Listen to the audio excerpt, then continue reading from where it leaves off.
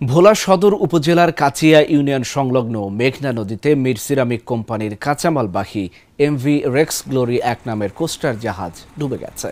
এ ঘটনায় জাহাজে থাকা চালক ও মাস্টার সহ সকলকেই উদ্ধার করা হয়েছে।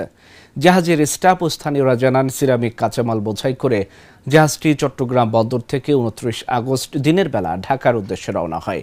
পরদিন শুক্রবার রাতে ভোলার কাছিয়া ঘাটে নোঙর করে।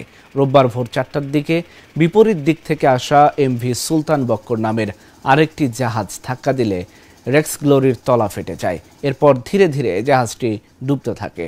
জাহাজটিতে মির সিরামিকের প্রায় ১৮০০ টন কাঁচামাল ছিল।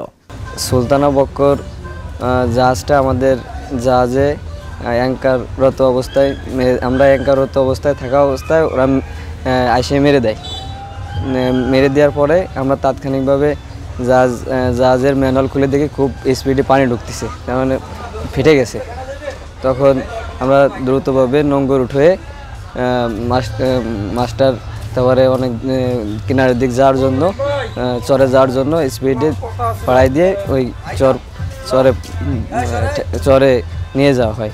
তখন আস্তে আস্তে জাহাজ ডুবে যায়। সংবাদের ভিত্তিতে আমরা ঘটনাস্থলে উপস্থিত হয়ে জাহাজে উপস্থিত ১৩ জন স্টাফকে আমরা নিরাপদ হেফাজতে নিই। তারপরে তাদেরকে আইনের আশ্রয় নেওয়ার জন্য পরামর্শ দেওয়া হয়েছে।